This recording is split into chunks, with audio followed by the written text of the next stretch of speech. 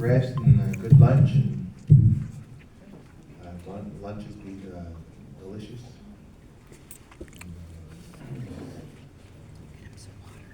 So, men's roles and responsibilities is kind of a big topic, and I was thinking about what I was going to say and what I'm going to share. And it kind of goes back to what one of my teachers taught me, that there's like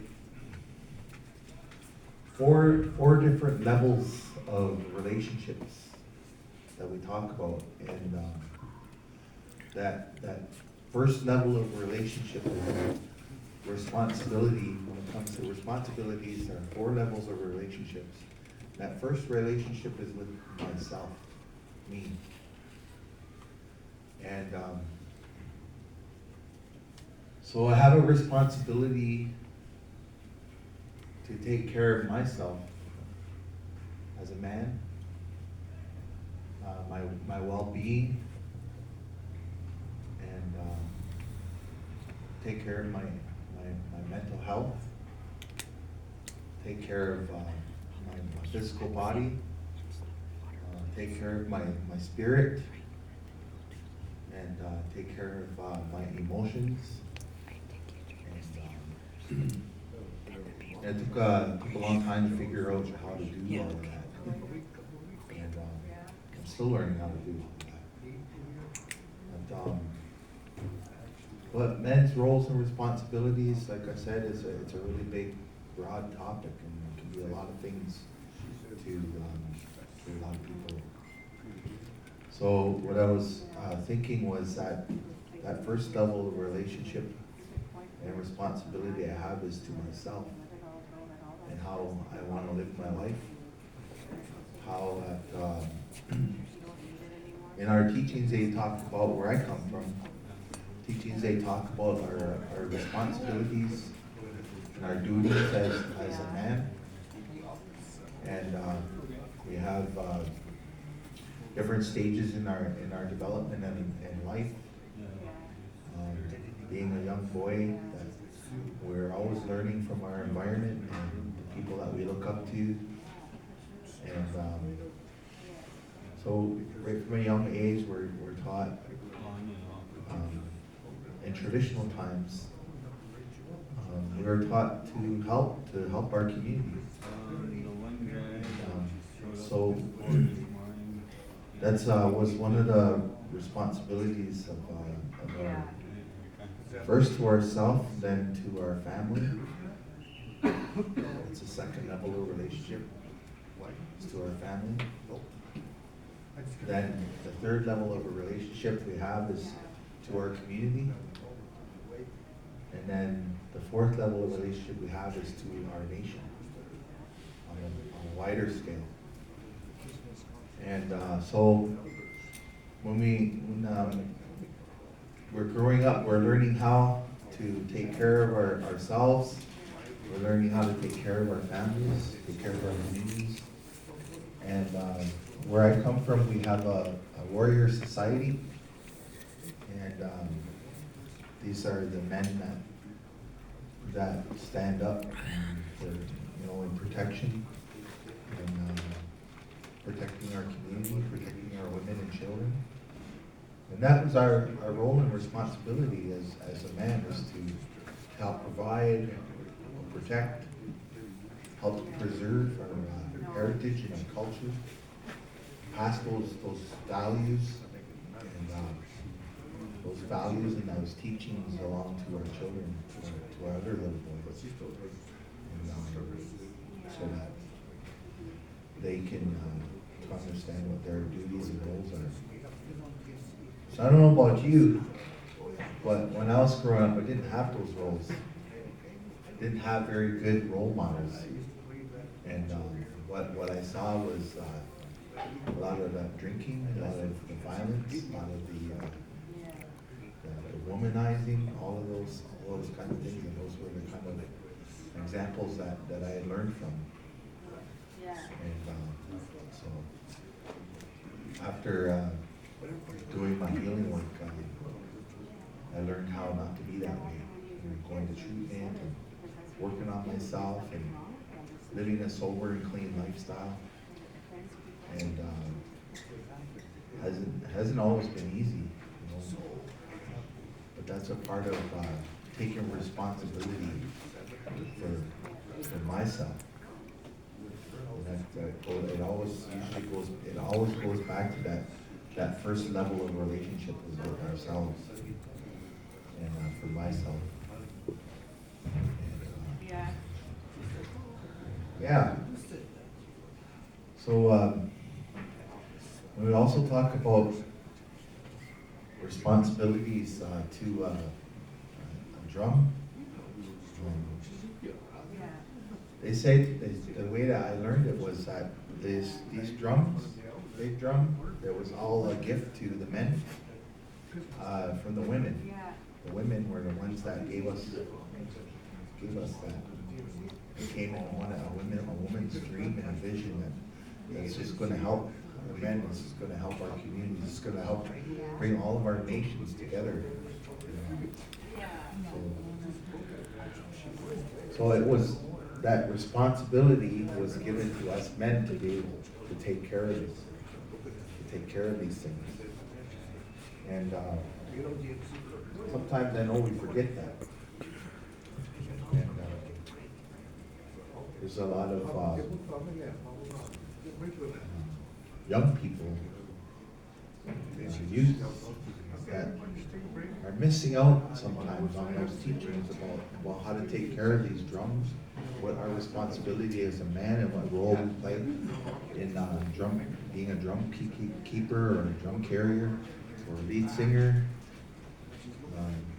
So a lot of times those young people are missing out on these good teachings. Even in our powwows and our ceremony or things that sometimes there's not always the best examples. We're all human, we all make mistakes, we have to remember that our young people are watching us. They're listening, they're learning. And what I was told is I want to try to be the best example that I can be. And, so I try to live as best I can, and so that our kids can. So my son has something to be proud of and something to be to feel good about. I guess that good feeling. Yeah. So when it comes to those 4 levels of relationships, there's ourself, family, community, and our nation. We as men try to stand up for what's right and what's good and all those things.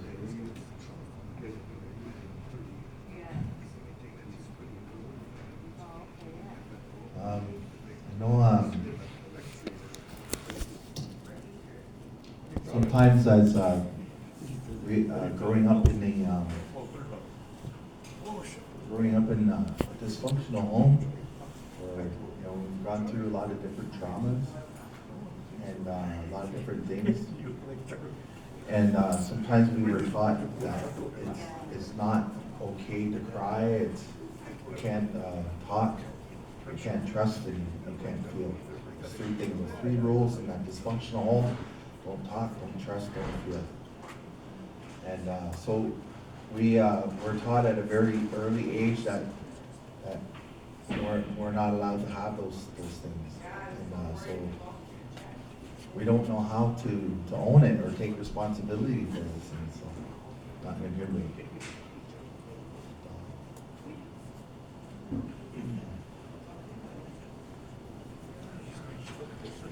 They also talk about that time when our young people are coming of age and they become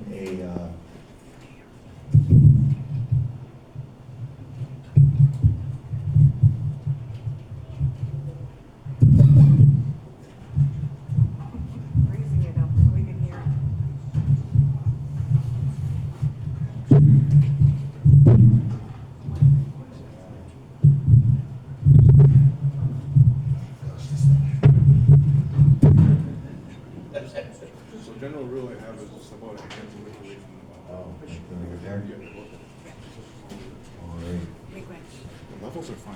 Okay.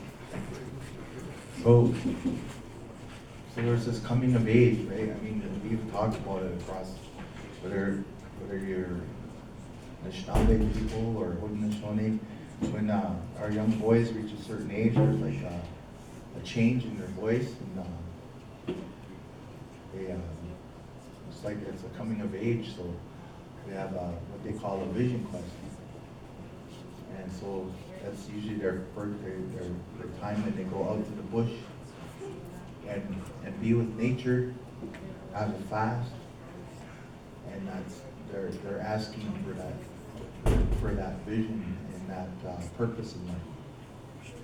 And so that's another part of our roles and our responsibilities as men to teach our sons and teach our men how to do that.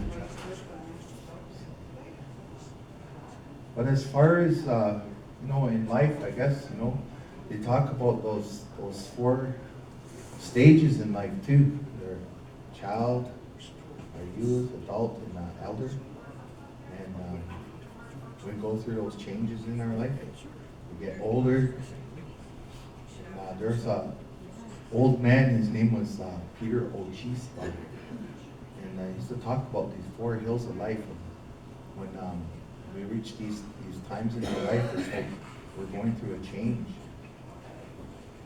And that first one was that becoming a man, change, that vision quest. And when we become a man, we become a child, a youth. It's like we're trying to figure out who we are. And then when we become an adult, we're figuring out our purpose. And when we become an elder, we're passing on that knowledge to the younger people. But there was a song that I learned that came to me on my very first fast. And my very first fast wasn't until I was an adult, but it was like recapturing a time in my life that I missed out on. But I was at Red Lake, Minnesota, and I went fasting at Adam Lucier's fasting camp, and it was he put us out on a scaffold up in a tree, and there was a song that came, and I'll just quickly share that song, and that was that time of change, I guess, learning about my roles and responsibilities as a man.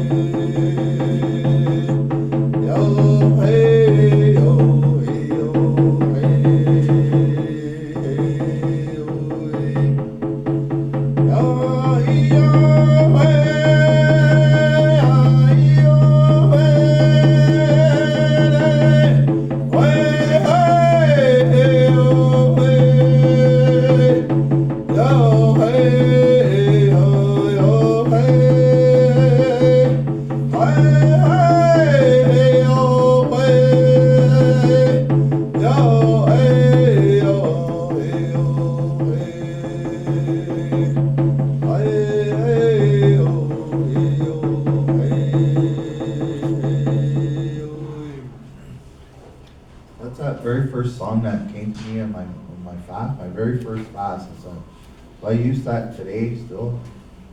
When I run a sweat lodge or if I'm in a ceremony or pray, anything I do,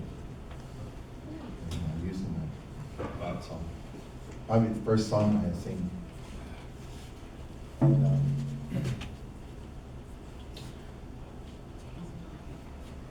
so yeah, and so when it comes to the drums, it's our men's responsibility to take care of those. It's also our men's responsibility to make sure that it's a safe place, because sometimes it's not a safe place. And I've had to be honest with you, I've had to tell men not to come around my drum because they were either violent towards women, or they were towards children. And I've had to tell people not to come, or I've stopped asking them, because I think that's our role and our responsibility to make our drums a safe place to be. I think it's better if I do this. That way you guys can hear me well. But I think it's our responsibility as men to make that drum a safe place to be. And it's not easy, because sometimes it's hard to tell somebody no. You know?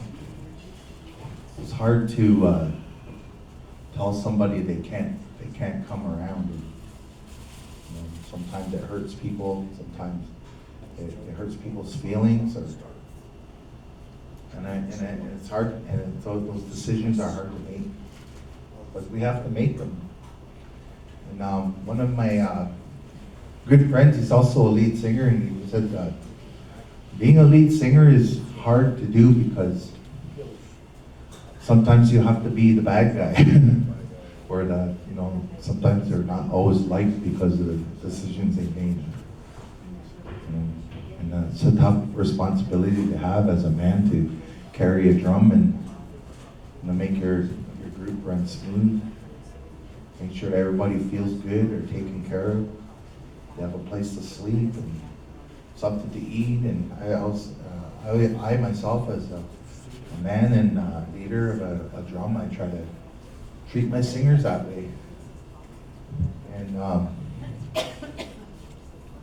I have two backup singers that sing with me.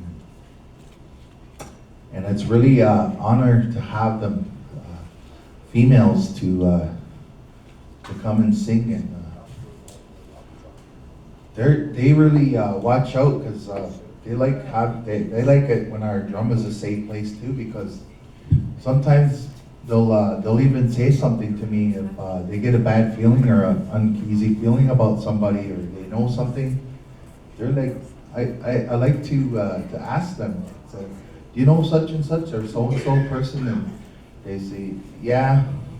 And they say, whether they feel safe around them. I think the women they play a huge role in helping our drum to be a safe place. And it feels good. And I like that. And I think my singers like that too. And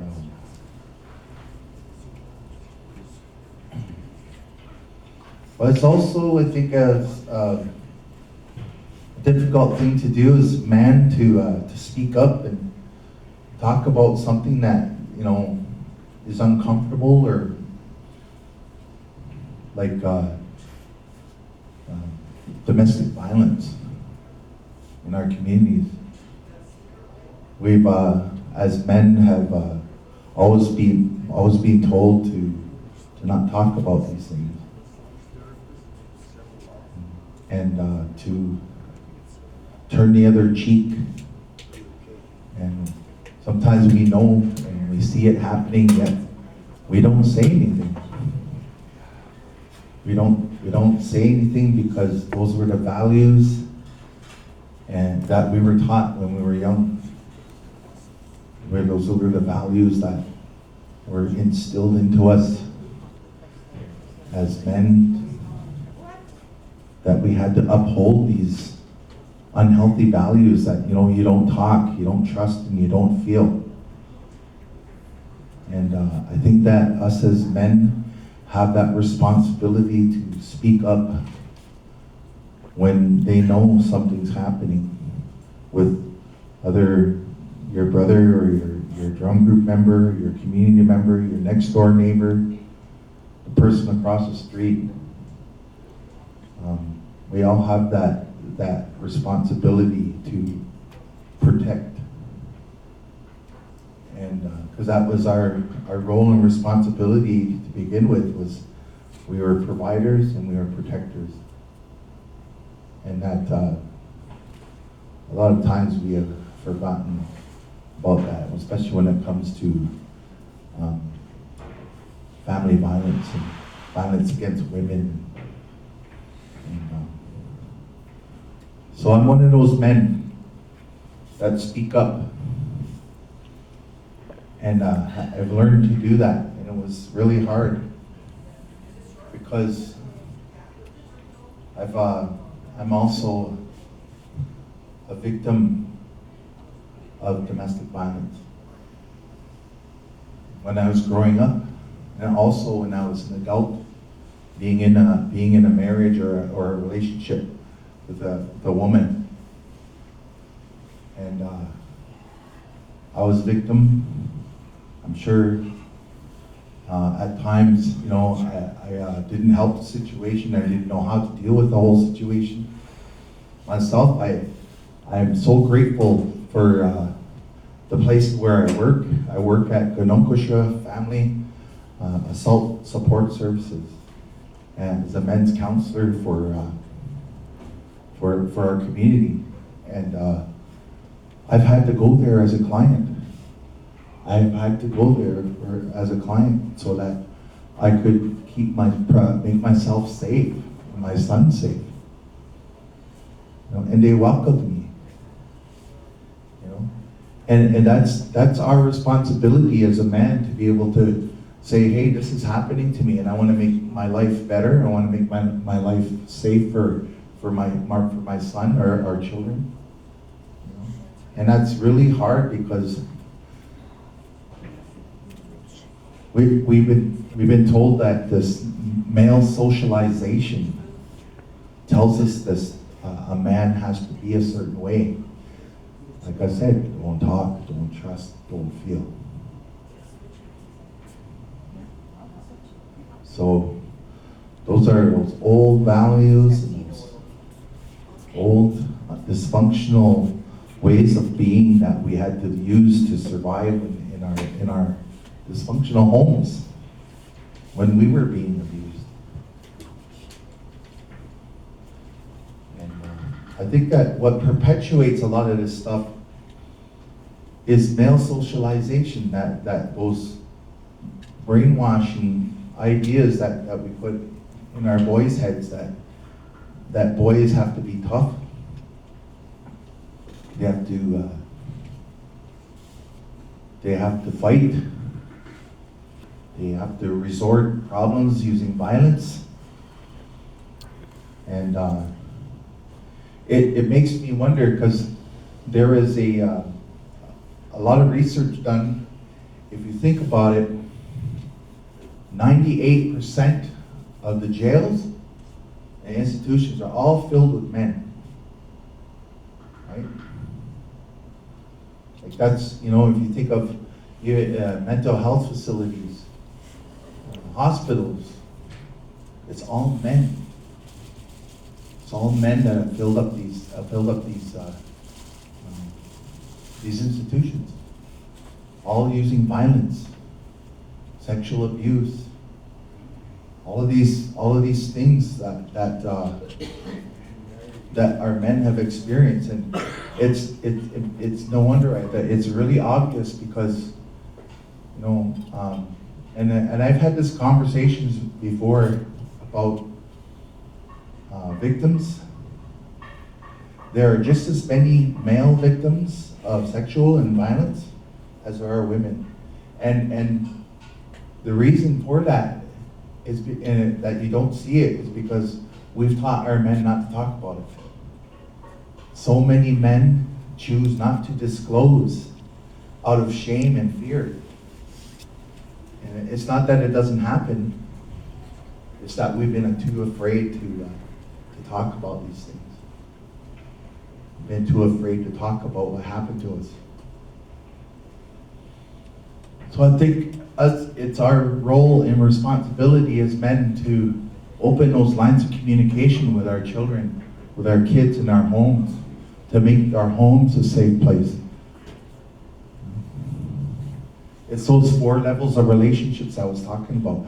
When we talk about making building that healthy relationship with ourselves, we can build that healthy relationship with our families.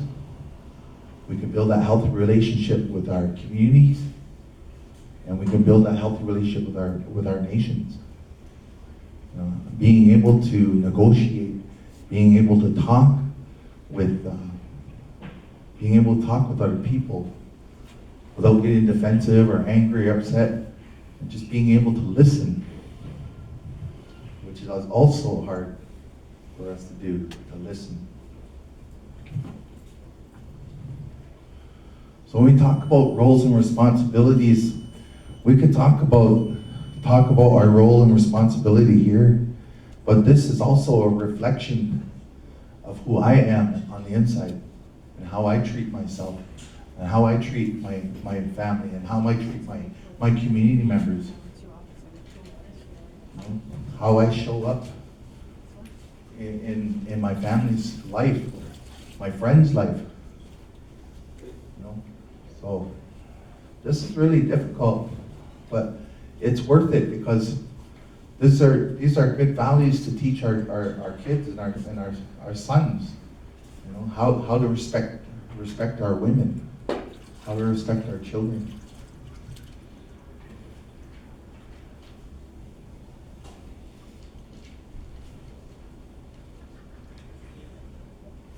When I started learning about my culture more, part of that responsibility of man, of being a man, building a relationship with our families, is using soft, kind words,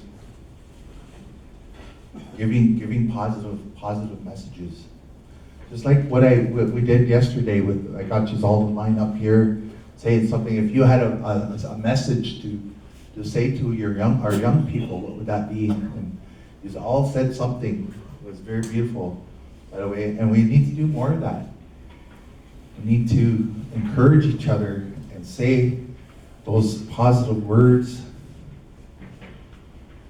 because we don't get enough of that. We don't get enough encouragement. We need to do it more especially with our young people. I'm going to share a little bit about my personal story here. I shared a little bit that I was a victim of family violence,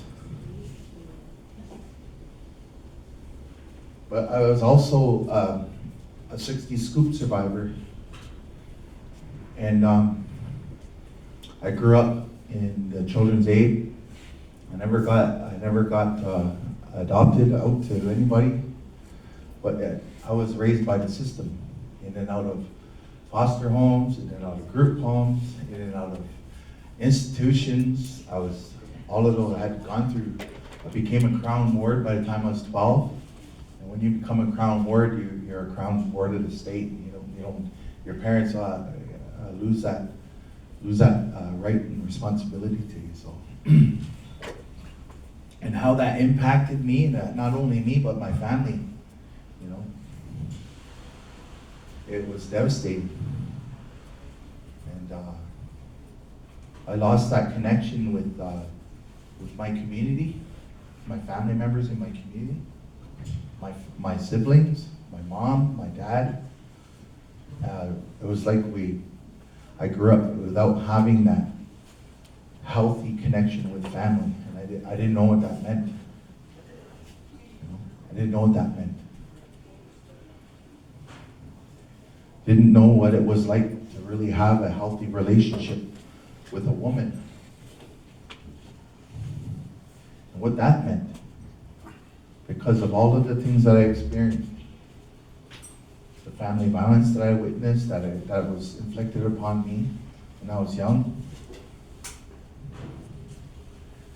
But also the sexual abuse that happened to me. And I was also, and because that happened to me,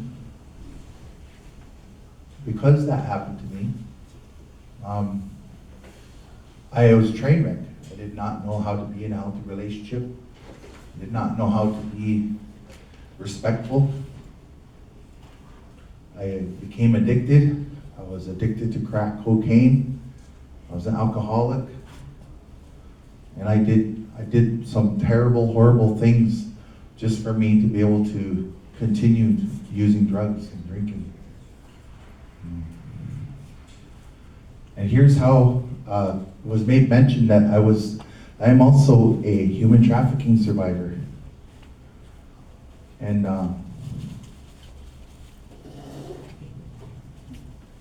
I lived on the streets when I ran away at a very young age when I living in group homes, going from group home to group home. I hated it in there, so I ended up running away onto the streets.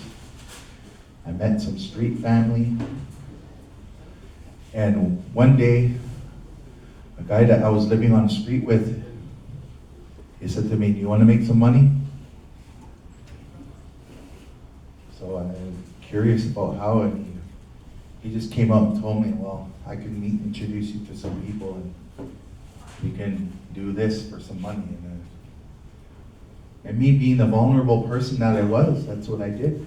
I ended up selling myself on the street to men so that I could get my addiction met. But I had to learn that I'm responsible now as an adult. I'm responsible for myself and my traumas and those things that I experienced. And I was recruited. I was manipulated. I was taken advantage of. But as a man now, I have that responsibility to take care of myself and my healing. Like I said, I quit drinking now. It's been 30 years now since I quit having a drink. I'm very proud of that. And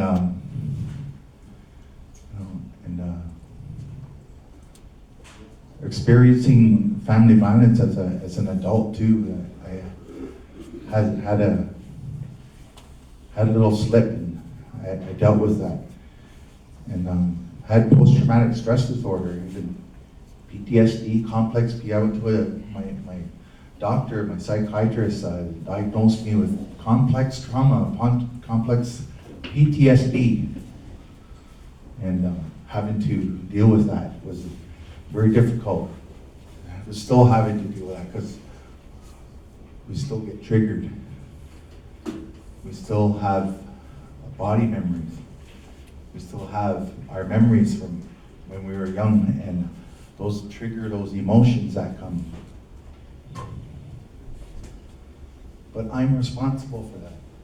I'm responsible for myself and my own healing and the work that I need to do for me. So when we talk about roles and responsibilities, I always talk about those 4 levels of relationship that we have that are so important: self, family, community, our nations.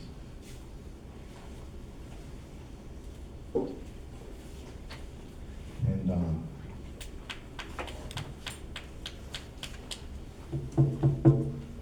I'm so grateful to have met some of the people I've met in my life. When I was living in North Bay years ago, I have managed to meet my friend here, Allison. We had the opportunity to get involved with the program called the Fireweed Project. And it was a project that was designed to help men who were sexually abused. And so we helped to develop this program to run group therapy for men who were sexually abused, who were ready to do that kind of work for themselves. It was such an awesome opportunity. And I hold that dear, and I've continued to use some of those tools. And I've continued to use some of those tools. And I've got my certificate in psychodramatic bodywork training. I'm a trainer. I'm a director. I could direct a whole drama, and I know how to do all those things. I learned how to do those things, and so it was part of my personal journey, I guess, and my responsibility of taking care of myself, was learning how to help myself so that I can help other men.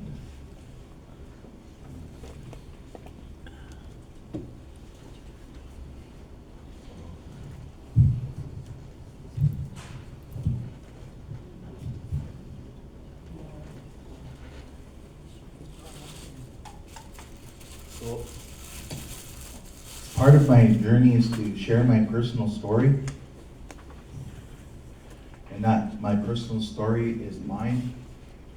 And if that touches your life in some kind of way, that I hope that it's in a good way, because we will all get triggered at times, and it is triggering to hear people's stories. I want you to know that you are in a safe place here. We've created a safe space here for people just to be. And that's okay.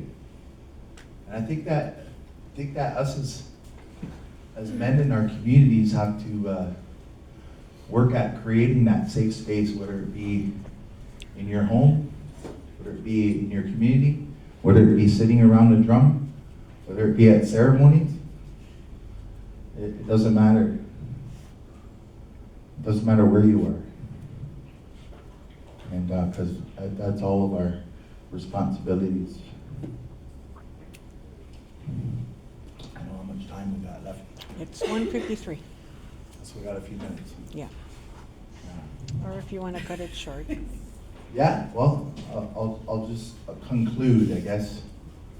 Let's conclude. Again, I just want to thank this community for inviting me. I love coming to communities and sharing my stories and sharing a little bit of my what I know, and sharing my experiences, because I believe that they help. I believe that they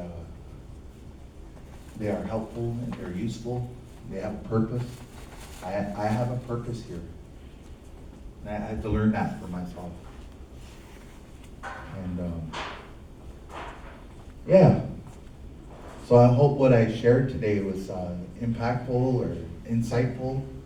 However the information shared was. Hope that was good for you, because when we talk about roles and responsibilities, like I said, it's a big, broad topic. You know, in all aspects of ourselves, all aspects of life, and, everything that we do. Yeah. Somebody said it yesterday. We all have that duty to report, not only just in our work, but just in everyday life, you know. So, I'm not sure. So did you have your hand up, somebody, or no? I was just gonna make Okay. a comment that how the drum came to the men by the women was a gift to the Yes. men. I wonder if that's because when we're babies, we hear our mother's heartbeat, and the father can't do that with the baby right away, because the first thing the baby hears is the mother's heartbeat. I've heard that teaching many times, to be honest, and I was going to talk about that. Because we often wonder why are we so attracted to this drum, that sound, right? And I heard somebody talk about that when we're growing in our mother's womb, that's that first sound that we hear is that first vibration that we feel is our mother's heartbeat while we're in that water, and that's why we're so connected to the vibration in the drum. Why it makes us want to cry, what makes us get emotional, what makes us want to move, dance, and yeah, fancy dance. Shake like a tree. Shake like a tree. But yeah, that's a good one. Quiver. Still want to quiver. In our longhouse social dances, we have a song called a standing quiver dance. It's true. It's like a stomp dance that we use. Ah, eh, ah, eh, ah, eh, woo, wee. Those are always fun songs. Yeah, and I don't know if there's any more comments before we close or questions. I have a comment. I like what you said about going on your vision quest and how we need to have more of that here. Yeah, my son asked, and so I asked my mom, and I asked somebody else, and yeah, it hasn't happened yet. And so he's on his own journey looking for guidance, but you know, being put up in a tree for until you're ready, and it'd be impactful. Absolutely. Yeah. Oh. Did you have something you wanted to say? I thought you had your hand up. Yeah, I've got kind of a question, I guess, or an inspirational way of answering for people like myself. I was learning how to talk in front of people, like an MC, or explain something to a group of people, and you're positive to do it, or you know how to do it, or you know what you're trying to say. So my question is, how did you ever overcome or share your story, or make you a speaker in an audience, or what's your old internship to be yourself? That's one question in one. That's a really good question, you know. And when I first started my healing, I was really shy. When I was growing up, I was a shy kid. I very introverted. I had those old messages that what I had to say wasn't important. So like I internalized that, and for a long time I carried that, you know, until I started doing my healing work, and that was one of the things that I was taught about my healing, was I have to use my voice, because my voice was taken away when I was a young boy. That what I said didn't matter, and it wasn't good enough. That no matter, those are the old messages that I received when I was young. But when I started my healing journey, I had to find my voice again. That to speak up about these things, right? To have that courage. It takes a lot of courage to disclose what happened to us. Okay? And when we finally do it, it's like it frees us. It frees us, and we can talk about it. It gets easier and easier to talk about. And it's like a burden we don't have to carry anymore. We've been carrying a lot of stuff around for a lot of years. But when we finally get the courage to be able to talk about those things, it's like all of that stuff lifts away, and we feel so free and courageous. And those words seem to just come, you know. Those words just seem to come. And I didn't know what it was going to say today. I had no idea. I just let whatever came to my mind and through my heart, I talk about men's roles and responsibilities, and what I'm passionate about.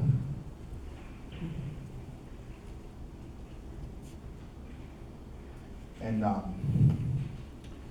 being able to to learn how to, not only my voice, but my tears. Being able to cry.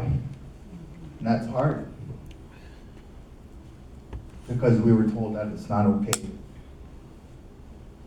So, me as a man, it's my responsibility to find that courage and find that strength, or find that ability to be able to find my voice and be able to speak about those things. And encourage our other men to do the same thing. So I hope that answers your question. So what's your old Indian trick for yourself? Singing. Singing has helped a lot, because that's what I first played drum. I was pretty shy when I first started, and when I found my voice, I started, within a couple of years, I was already, leading, and I didn't learn till I didn't learn how to sing till I was in my late teens and early 20s. Yeah, you're right, because that's kind of the same way I feel like when I sing, in our drum group, or as a singer, or a dancer, or a hoop dancer, and because I came to believe that what things I learned became a part of me, and my image, singing, dancing, teaching even. Yeah. I teach a lot of people like hoop dancing. Yeah. Yeah. Never really realized that, but it just happened that way. And I don't brag about it or nothing. I just don't say like, oh, hey, I'll get that, whatever. I just it came to me and I shared what I learned. Yeah. So it's all about your self-worth and self-confidence, the confidence you have in yourself, those core beliefs that we have about ourselves, because it's important. The self-talk is really important. How we speak to ourselves is really, really important. Just like that, like people are going around and sharing your story, like it wasn't negative, but you turned into a positive. It's creating more awareness, and awareness encourages healing, and the more that men come out and speak up, more men will eventually come out of their shells too and speak up and heal. Mhm. It's just something we have to make normal. We have to, make our Participants. homes Now we have the that kind of brown place. jars are for the presenters. So we'll give them a jar. Okay. Participants, okay? Well, thank you, everybody, for listening. Shake that tree. Take the tree.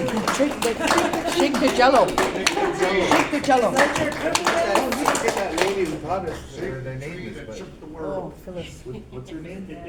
The lady. Is that Phyllis? Oh, Carrie Lynn, thank you for teaching us that shaking tree. Shake the tree. And this, in our case, we're gonna shake our jello. That's all I was. According to Gordy. Take the puddings out of me. Okay, I'll get your picture. Take the puddings out of me. Yeah, how do you say it again? Not G. No, where's that lady? Oh, right there. Jill's smart. Yeah, okay. Yeah, thanks. Okay, I want to thank Robin for coming to share his personal stories, and for talking yesterday also, and for singing. So we have a gift here for him and his drum group. And this is the cedar oil we just made for your drum group. I'm trying to remember you 20 years ago, okay? I close my eyes. Okay, so now we have afternoon break. And after the afternoon break, we're going to do a reflection activity, which should be in your handout, your folder. And we also had the cedar oil demonstration earlier. So we are going to have some out for the presenters and participants. So we'll just cover a little bit what I did for the rest. These are for the presenters Those are for the participants. Yeah.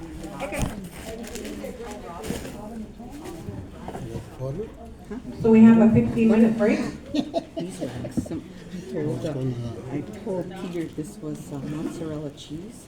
He goes, what are you doing with that? I go, he put the mozzarella cheese with the cedar and the bear piece. He goes, yeah, right. He got mad. Sorry.